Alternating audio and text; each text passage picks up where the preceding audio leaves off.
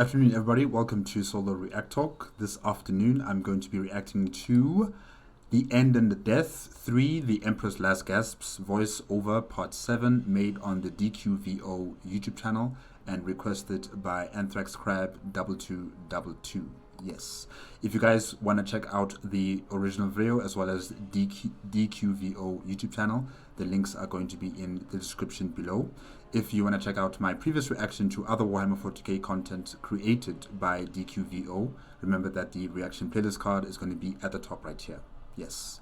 Now, let us start with The End and the Death, The Emperor's Last Gasps, voiceover part 7. 3, 2, 1, go.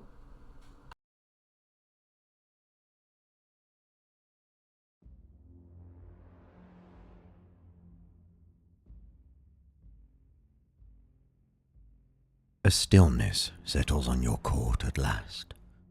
No more delays or interruptions. The crowd has fallen silent. There is nothing but the distant rumble of the Neverness and the lazy drone of the Cycnuane as they wake and begin to swarm in the gardens of the warp. The stillness is profound. Everybody's waiting for you. They're just waiting to see what you will do next. The galaxy is aligned.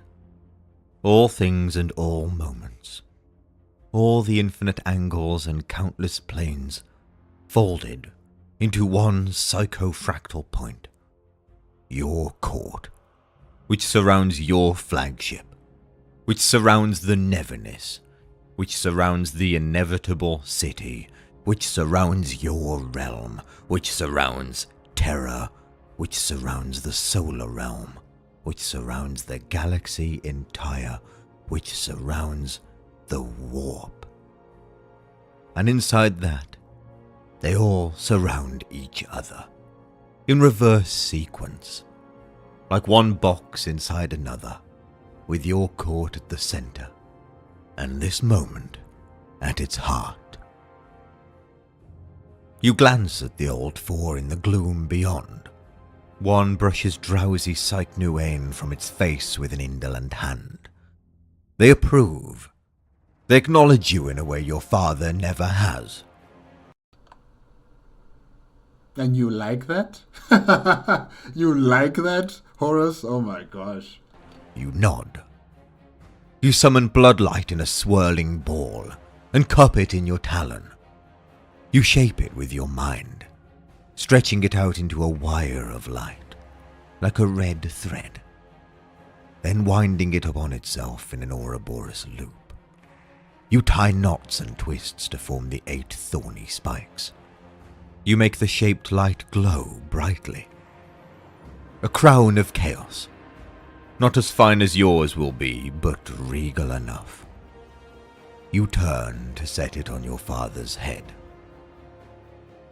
The throne is empty. It is smeared with his blood, but it is empty. Indeed. Pain shears through your ribs. You stumble and drop the crown. It bounces across the black floor with the chimes of a funerary bell and rolls to a clattering halt. Your father is behind you, on his feet. He has the third pentacle in his hand, gripped like a chakram. Its edge has just gone through you, and its points now drip with your blood as well as his. Somehow, he is wielding it with that ruined, flesh-stripped arm. Round 3. Let's go. In his claws, he clutches the preconsul's spear, no more than a short-handled falx to him. Your father will not give up. I've said this before in the morning, that, the Emperor's been fighting with the Chaos Gods in 4D chess for a very long time. And when you play against the Chaos Gods, you can't just give up. So, of course, he's not going to give up against you either, Horus. Yeah. A little reprieve, and he has regained enough strength to try yet again. He rakes the pentacle at you. You sidestep. He is slow, clumsy. Why? Why will he not just give up? Twice now you have beaten him. He must understand he cannot win. If he had that mindset, the Chaos Gods would have won against him a long time ago, Horus. He hacks with the cold iron spikes a third time. You block them with your talon, and the pentacle, its sigillite magic entirely spent, shatters like ice. He casts the pieces aside. He circles you, swaying and unsteady. He tosses the spear into his left hand. Not quite a war sword, but it has an edge. His eyes never leave yours. Those eyes are tired. The light in them has almost gone out. There is so very little fire left. He lurches at you, a feint. As you turn out, the blade of the spear rakes into your refractors. Sparks gush. You block with your maul, but then his claws are into you on the other side. There is no lightning left in them now, but the tip of one draws blood. You swing back, talon bared. He leans out of its path, reverses and lands 3 blows with the spear that leave gouges in your vambrace. This is just melancholy. You wanted this part to be over quickly, and not dwell on the undignified necessities. Well, if you had killed him a lot sooner, with immediate effect, instead of doing this ceremony of putting him on a throne and having a crown to put on his head, you would have been done with all of this. But no, you want to drag this out. So, drag it out. He seems determined to make the unseemly pantomime last as long as humanly possible. He wants to take the sparkle off your glory, so that the start of your reign is remembered as a scrappy, bloody business. Well, it has been a scrappy, bloody business since day 1 of the heresy. On Estevan 3, on Estevan 5. Is this your father's final aspect, then? A revenant despoiler, like the loathed card in the deck that refuses to be banished and contaminates the majesty of your triumph? A bitter, vengeful spirit that refuses to let go of his throne as fiercely as it rejects the compensation you offer in its place. How like him to do this. He has never let you be you, without his shadow falling over you, blocking the light, staining everything you are and everything you do, qualifying you, compromising you, compelling you. You have all the power, but somehow,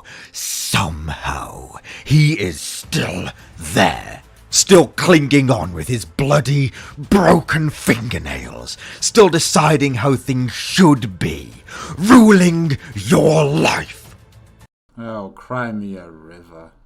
You suppose that when a life has been as long as his, it is easy to forget how secession should work, how the old is meant to give way to the new, how the healthy cycle of renewal should play out for the good of all. Yeah, I would agree to that, but the Emperor has decided that that's not going to be his life. He decided that ever since his uncle killed his father, that I am going to be here forever. This is my world. This is my world. This is my human species, and I'm going to be here forever. You hear me, Horus? Forever. He has stalled that natural cycle for 30,000 years, and the fetid stagnation of that transgression is plain for all to see. All except him. He is blind to it. He is clinging to the past and the way things have been done. But the past is a corpse. Let it go. Let it go. It's dead. Can't he see the writhing maggot mass that you will not allow to be buried? Can't he see the fresh and vital start, so long overdue, that your will alone can usher in? In this grisly defiance, he is mocking you, mocking your mercy, your noble victory, your admirable achievement, your legitimacy, your benevolent magnanimity. He's determined to be as awkward and intractable as he can to ruin your day of days. Selfish, stubborn, spiteful, oblivious as ever to the needs and desires of others, making everything about him, long past the end of his authority or significance. In defeat, he is hell-bent on ruining victory for you. He lashes out with the claws again, and you easily move out of reach. Missing you, he stumbles drunkenly to keep his balance. If he's gonna die, he's gonna die standing, Horus. Come on. Those eyes, those tired, lightless eyes. Ah, oh, you see it now. In those eyes you see the truth of it. He knows he's done. But he won't give up. He's refusing to submit. This pathetic, halting effort is not simply a bid to disgrace your crowning moment. It's an attempt to goad you. He wants you to kill him. He's trying to aggravate you and provoke you into lashing out. He wants you to end him.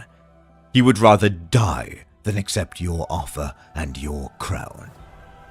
Death is the only victory he can claim over you now. He comes at you, another pass, horribly telegraphed by the rasping breath he draws into blood-frothed lungs before he attempts it.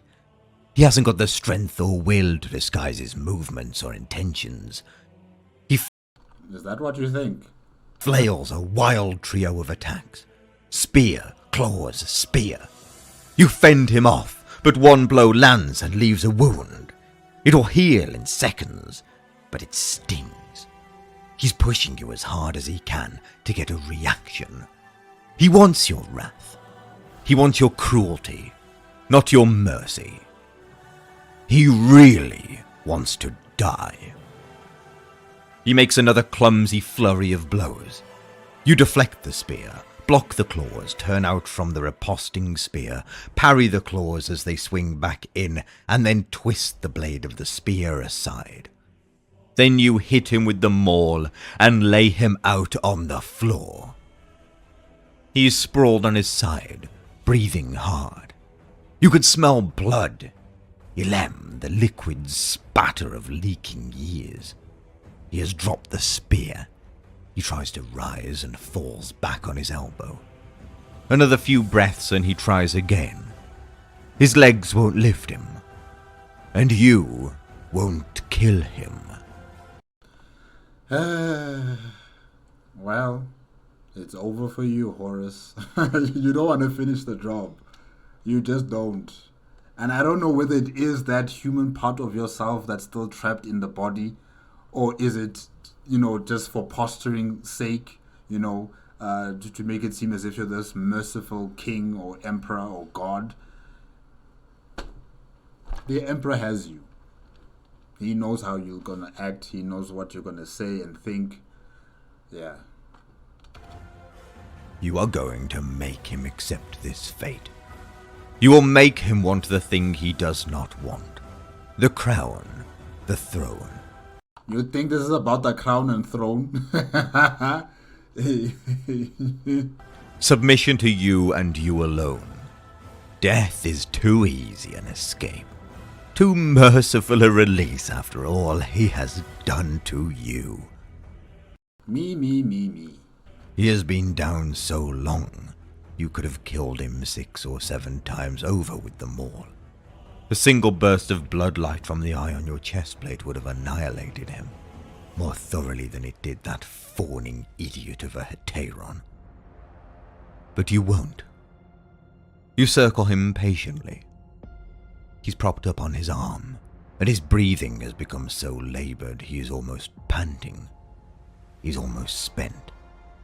He tries, once more, to rise. He fails.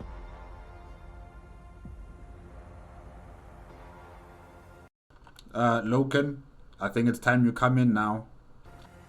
Don't you understand? You ask. I could have killed you the moment you got here. I fought you because I wanted you to live. He makes no answer. I thought the emperor must die. What happened to that part? You're confusing, Horace. This internal conflict you're having inside you, and then the external conflict that you're having with everybody else, it's just making you very confused. You just don't know where to stand. One moment you're here, the next you're there. In the bloody tatters of his thoughts, you perceive the truth as he sees it. You didn't kill him right away, because you didn't want to. Does he really believe that? He's so deluded. You were trying to demonstrate your wisdom of authority, the qualities of grace, restraint, and compassion that will characterize your reign, and prove you to be a far finer, fairer monarch than he ever was. Power is nothing. Killing is a soldier's work, or the blunt answer of the inarticulate. Mercy and fairness are the instruments a worthy king wields. Still, his sputtering, fading thoughts insist the human part of you did not want to kill him, just as it does not want to do what the gods command. No one commands me, Father. Not anymore. Are you sure about that? That is what this damned war's been about. He sighs. He thinks that if you believe that, then you have learned nothing. He bows his head. You go to crown him. Crouch down and make to lift him back up onto the throne, where he belongs. He looks up at you. His hand comes out from under him, swinging the crown you made. The tips of its blood-like spikes stab into your face and split open your skull.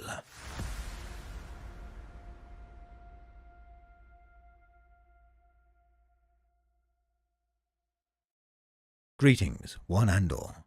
If you enjoyed that, you can support me on my Patreon, Discord, Redbubble, or with a channel membership, or simply like, comment and subscribe to catch any future DQVO videos. And as always, my thanks for watching. Alright guys, yeah, that is it with The End and the Death 3, The Emperor's Last Gasps, voiceover part 7, made on the DQVO YouTube channel and requested by AnthraxCrab2222. Yeah, the Emperor's last attack, using that crown and, just slashing onto Horus's face or skull, was just... that is just funny. That is just funny. I know Horus is going to regenerate and he's going to be fine. But yeah, it just shows the type of defiance the Emperor has. Even at that last moment, he's still going to fight. Hold on, guys, hold on. Yes, and the Emperor. Maybe you can take more power from Horus again somehow. I don't know. When he picks you up, try and put an arm or a hand on his back or wherever you can touch him. Or maybe you can just absorb power just by him touching you, by him carrying you up. Maybe you can also absorb power that way. I don't know. Do something. There must be a round 4. There must be a round 4 of this fight. Yeah. Guys, yeah, that is it. Remember, if you want to check out the original video as well as DQVO's YouTube channel, the links are going to be in the description below. If you want to check out my previous reaction to other Warhammer 40k content created by DQVO, remember that the reaction playlist card is going to be at the top, and the next video is going to be part 8. Let me just get part 8. Part 8. The Emperor hears the message. Okay, The End and the Death 3. The Emperor hears the message. Voice over part 8. Yes, that will be next. Yeah, you'll probably see the card for it this side. And if you guys like my reaction, give it a like, comment, and subscribe to my channel. Click on the notification bell if you want to be up to date with my latest videos. And I'll see you guys in part 8.